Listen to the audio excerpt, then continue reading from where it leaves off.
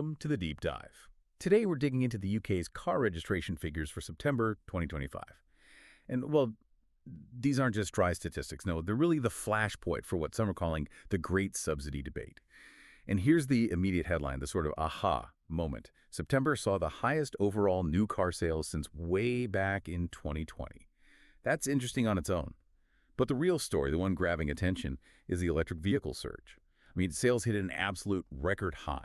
So the question is, was this, a genuine market turning point, driven by real consumer desire? Or maybe just a temporary expensive sugar rush, paid for by taxpayers? That's what we need to figure out. That's exactly the tension, isn't it? We're looking mainly at data from the SMMT, the Society of Motor Manufacturers and Traders, and they confirm this boom is particularly striking because it came after what everyone called a pretty slow summer for sales. The market just dramatically bounced back. So before we get into the why, let's just nail down the actual numbers. What did this, success actually look like? Okay, let's run through the core numbers for you because they really do paint a picture of pretty rapid change. If we focus first on pure electric cars, the BEVs, battery electric vehicle sales climbed to 72,779, almost 73,000. Now that's an increase of nearly a third, 29.1% exactly compared to September last year. That alone is huge. It is huge, but then look at the plug-in hybrids, the PHEVs. Their year-on-year growth was even faster. They jumped, get this, 56.4%. That's up to 38,300 vehicles registered. That massive percentage spike, it really suggests consumers are, actively looking for that kind of halfway house electric power, but with that range reassurance from petrol. And when you put those two together, the pure electrics and the plug-in hybrids at the combined effect, well, it crosses a really important symbolic line, doesn't it? It absolutely does. For the first time ever, these electrified vehicles, BEVs and PHEVs combined, made up more than half of all new cars sold in the UK last month. That's probably the clearest signal yet that this electric transition isn't just a niche thing anymore. It's actively reshaping the mainstream market. Yeah, and to give that some more context, you just need to look at what people aren't buying. Diesel sales just kept plummeting. They dropped another 28.2%, down to just over 12,600 cars. That's tiny. Meanwhile, traditional petrol cars, they only managed a really modest 2.4% increase. The market shift feels, pretty irreversible now. And it's not just about private cars either. If you think about the wider economy, even electric commercial vehicles, vans, they set a record too. 4,262 electric vans registered. That's a surge of 41.1%. So while we often focus on cars, you can see electrification is definitely happening across the board, across the whole UK vehicle fleet. Okay, so the central question then. You don't just leap from a sluggish summer to record-breaking sales in September without some kind of massive push, right? What caused it? And looking at the sources, they all seem to point in one direction.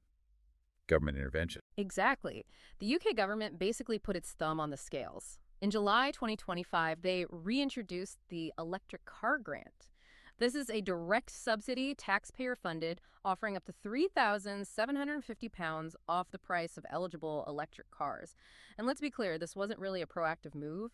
It came after some pretty intense lobbying from car makers. They were struggling to meet their sales targets under the ZEV mandate, the zero emissions vehicle rules. And that price cut, that grant, it had an immediate and frankly profound impact on buyers. You could see it straight away. I mean, think about it. £3,750 for many people, that's more than a family holiday or a major home repair. It's real money. And we know that so far, over 20,000 people have already taken advantage of these grants since July. Yeah, and you can actually track the interest directly. The data from Auto Trader is pretty compelling here. They saw interest in all new electric cars on their site jump by almost 50% after the grant came back in July. But here's the kicker. Interest in the specific models that were eligible for the grant, that more than doubled. It just shows the raw power of price incentives on, actual consumer behavior. And this targeted help matters because the rules are specific, aren't they? The grant applies only to new cars costing up to £37,000. And within that, 36 different models currently qualify for at least £1,500 off. It directly tackles that big barrier, the higher upfront cost of EVs. But okay, let's dig into who's actually buying these cars. Can we really say this is a win for the average private car buyer just yet? The data still shows that familiar trend. Most BEVs, about 71% in fact, were bought by businesses or large car fleets. Now, the number of private buyers is increasing, definitely helped by the subsidy, but it's still fleet sales doing the heavy lifting, which means effectively the government grant is often subsidizing large companies. That makes sense, although maybe not the intended outcome. But okay, let's look at what cars these fleets and the growing number of private buyers are actually choosing. Well, the overall bestseller list for September still has some familiar names at the top. The Kia Sportage, the Ford Puma, the Nissan Qashqai. So established models still hold sway in terms of pure volume, but the EV list, that tells a really different story. It's about shifting global power and these aggressive new players entering the market. Ah, yes. This is where it gets really interesting, I think. The big news is the impact of Chinese manufacturers. Two models, the Jayco 7 and the BYD CLU, actually broke into the overall UK top 10 sellers list for September.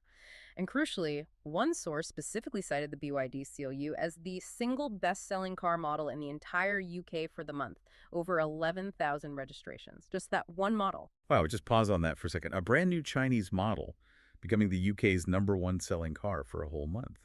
That feels like a tectonic shift. It really shows that if the price is right and the cars are available and these new entrants are often very competitive on price, UK consumers will switch.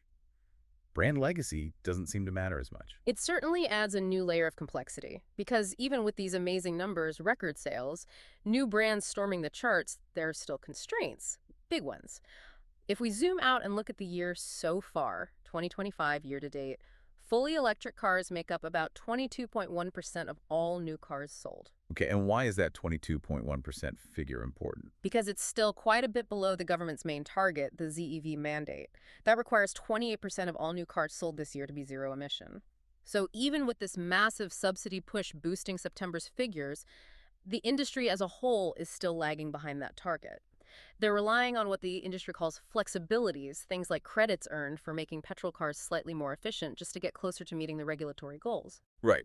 So if the industry needs taxpayer grants and these regulatory sort of loopholes just to get within shouting distance of the target, well, the long-term health of this transition starts to look a bit fragile, doesn't it? Exactly. And remember, all this is happening against a pretty tough backdrop. There are still significant economic headwinds. Consumer confidence isn't exactly sky high for big purchases. Plus, you've got international issues like U.S. tariffs causing jitters in global markets. And then there was that major cyber attack on Jaguar Land Rover domestically, which definitely disrupted supply chains and their production schedules.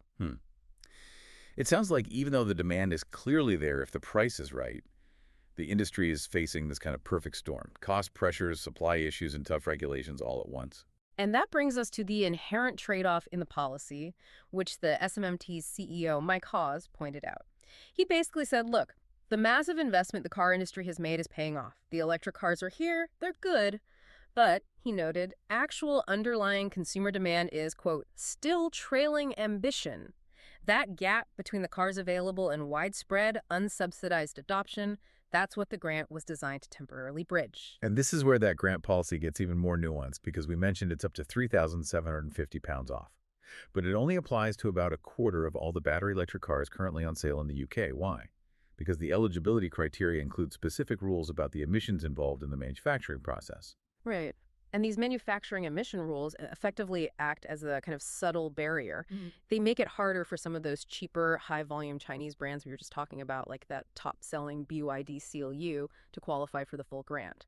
The rules tend to favor cars built according to, let's say, established European environmental and supply chain standards, which currently benefits, well, Western and legacy European manufacturers. It really shows how policy isn't just trying to boost EV sales, it's also trying to direct which companies benefit from taxpayer money, perhaps with an eye on global trade competition. That's a really crucial bit of context for you, the listener. If you're hoping for a flood of really cheap, high-volume EVs to hit the market soon, you need to understand that government policy might actually be, well, gently restraining that influx, maybe to protect certain interests, even while trying to hit those green targets. And Mike Hawes' final call to action really acknowledges this whole picture. He believes that for sustained organic success growth without constant subsidies, the UK needs to tackle the remaining bigger obstacles. Things like unlocking serious investment in charging infrastructure and, crucially, bringing down the actual cost of electricity for charging EVs. Until those fundamental costs are lower, that reliance on subsidies is likely to continue. Okay, so wrapping this up, what does this all really mean for you, especially if you're watching the car market and maybe thinking about your next purchase? Well, the grant clearly proved one thing. Lower prices equal massive adoption, almost overnight. But the sheer speed of that uptake, how quickly people jumped on the grants, is now raising questions about the future of the grant scheme itself. Yeah, David Farrar from the campaign group New Automotive pointed this out. He suggested the scheme which has a cap that's limited to the first 400,000 buyers, might actually have to close earlier than planned simply because demand has been so strong. And this brings us right back to that central conflict we started with. What happens to all this hard-won market momentum when that financial life support, the subsidy, eventually disappears? That really is the million-dollar question, isn't it? September was undeniably a pivotal month. It showed the raw power of targeted financial incentives to reshape the UK car market almost instantly. But the road to hitting those crucial ZEV environmental targets, it seems, still needs major work on the bigger issues.